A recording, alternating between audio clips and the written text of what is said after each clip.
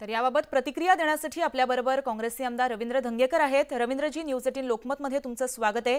तर काल पुणेकरांचे मोठ्या प्रमाणात हाल झाले होते, पूर परिस्थिती निर्माण झाली होती। यावरती मुरलीधर मोहोळ यांचं वक्तव्य समोर आलंय। प्रशासनाला त्यांनी धारेवर धरल्याचं कळतंय। खडकवासला धरणामध्ये जो विसर्ग झाला तो 35 ऐवजी 55,000 झाल्याचा दावा त्यांनी केलाय। यावरची तुमची प्रतिक्रिया?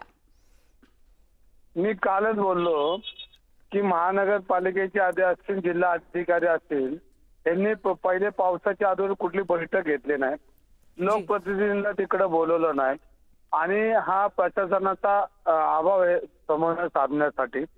आणि जे अचानक पाणी सोडलं त्यामुळे पुण्यामध्ये परिस्थिती अत्यंत गंभीर झाली। नदीकाठच्या कित्येक लोकांना प्राण गमावा लागला, काही लोकांना शॉक बसले, लोकांच्या घरामध्ये पाणी गेलं आणि ज्या पद्धतीने अचानक पाणी आल्यामुळे अनेक लोकांची घरं पडली आणि याला पूर्णपणे जबाबदारी प्रशासनाची आहे। आणि याच्यामध्ये आज रस्त्यावर सर्व सामाजिक संघटना उतरल्यात, अनेक कार्यकर्ते उतरले आणि ते मदत करतात पुणेकरांना। आणि महानगरपालिकेकडे कुठली यंत्रणा अशी सज्ज नाही की लोकांना मदत करेल अशी। आणि ही सगळी प्रशासनाची चूक आहे, पाटबंधारे खात्याची चूक आहे। जे पाणी सोडणारे त्याचा अंदाज नागरिकांना आला नाही नदीकाठच्या। आणि पुण्यामध्ये प्रचंड पाऊस पडल्यामुळे जी नदी नाले होते त्या नाल्यांच्या कडेचे बी लोक वाहून गेले, अशी परिस्थिती पुण्यामध्ये आहे। आणि प्रशासनाने याच्याकडे कुठे दुर्लक्ष केलेलं दिसतंय आणि त्यामुळे आज पुणेकरांना हाल सोसावे लागतात।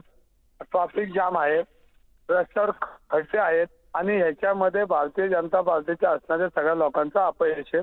कारण फक्त देखावा चाललाय पुण्यामध्ये। याच्यामध्ये लोकप्रतिनिधी काय करतात याची प्रश्न पुणेकरांना पडला। अनेक ठिकाणी पालकमंत्री काल अजितदादा दिसले, पण चंद्रकांत दादा काय कुठे दिसले नाहीत। आणि मग अशा वेळेला फक्त पेपरबाजी आणि फोटोग्राफी चाललेली आहे। याच्यामध्ये पुणेकरांना कुठल्या पद्धतीचा दिलासा नाही। जी रवींद्रजी, त्याचबरोबर चंद्रकांत पाटील यांनी पाहणी केल्याची अपडेट हाती येते आणि त्यावेळेस त्यांचं एक वक्तव्य सुद्धा समोर आलंय की पाटबंधारे विभागानं याची सूचना दिली होती असं चंद्रकांत पाटील यांनी म्हटलेलं आहे। म्हणजे मुरलीधर मोहोळांचं एक वेगळं वक्तव्य आहे तर चंद्रकांत पाटील यांचं वेगळं वक्तव्य समोर येतं। याबद्दलची तुमची प्रतिक्रिया? आणि दुसरी गोष्ट, पाटबंधारे विभागाचं हे एक अपयश मानलं जाईल का किंवा हे चुकीची माहिती त्यांनी लोकांपर्यंत पोहोचवली असं तुम्हाला वाटतंय का? नाही, याच्यामध्ये समन्वय नव्हता आणि लोकप्रतिनिधी आणि याच्या बैठका पहिल्या व्हायला लागतात पावसाच्या पूर्वी, त्या कुठल्याही बैठका झाल्या नाहीत। दोन दोन पालकमंत्री असल्यामुळे पुणेकरांना परिस्थिती हे करतात का ते करतात याच्यामध्ये पुणेकर अडकलेले आहेत। आणि याच्यामध्ये कुठलाही समन्वय नाही। जर पालकमंत्र्यांना माहित नसेल इतक्या प्रचंड प्रमाणात पाणी सोडणार आहे तर मग पालकमंत्री करतात काय, हा प्रश्न तुम्हाला आम्हाला सगळ्यांनाच पडणार आहे। काल सुप्रियाताई बोलल्यात, अनेक नागरिक बोलतात, अचानक जर तुम्ही पाणी सोडलं आणि नागरिकांना माहितीच नाही एवढं प्रचंड पाणी सोडणार आहे तर हे प्रशासन आणि पाटबंधारे आपलं जे काय प्रक्रियेमध्ये महानगरपालिका असेल, कलेक्टर असेल, यांनी कुठल्याही पद्धतीचं नियोजन पुराचं केलेलं नव्हतं। त्यामुळे कालचा त्रास झालाय आणि फक्त आता फोटोबाजी चाललेली। हे रस्त्यावर उतरून हे काय कोणाच्या घरात जाऊन लोकांना मदत करत नाहीत। पाणी दौरा हा काय त्याचा कार्यक्रम होत नाही। ज्यांना त्रास झालाय त्यांना काय दिलंय, त्यांच्यापर्यंत काय पोहोचलंय किंवा त्यांचे पंचनामे केलेत का नाही, ते जे नागरिक गेलेत, काय लोक मृत्युमुखी पडले, त्यांची घरं उद्ध्वस्त झाली, त्याच्यावर कोण काय बोलतंय का? फक्त फोटोबाजी आणि पेपरबाजी चाललेली आणि याच्यामध्ये पुणेकरांना त्रास सहन भोगायला जो लागतो तो लागतोच आहे। मग याच्यामध्ये पालकमंत्री काहीच करत नाहीत।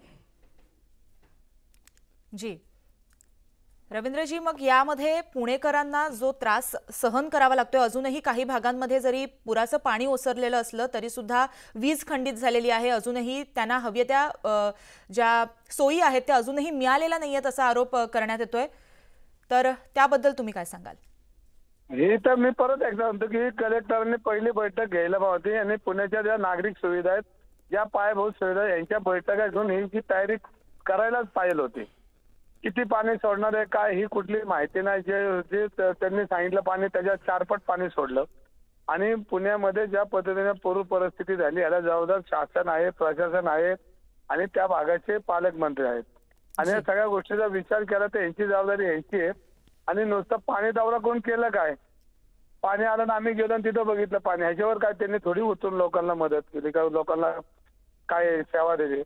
तर कुठलीच सेवा आज दिलेली नाही। साहेब याचे पंचनामे झाले पाहिजे, त्यांना भरपाई मिळली पाहिजे, त्यांना धान्य मिळलं पाहिजे, त्यांच्या मुलाबाळांची जी त्याच्यामध्ये वह्या पुस्तकं दप्तर भिजलेली वाया गेली त्यांना काय मदत करणार आहे का? आणि पंचनामे करून त्यांना मदत करणार आहे एवढाच विषय हा महत्वाचा. याच्यावर ते बोलले पाहिजेत.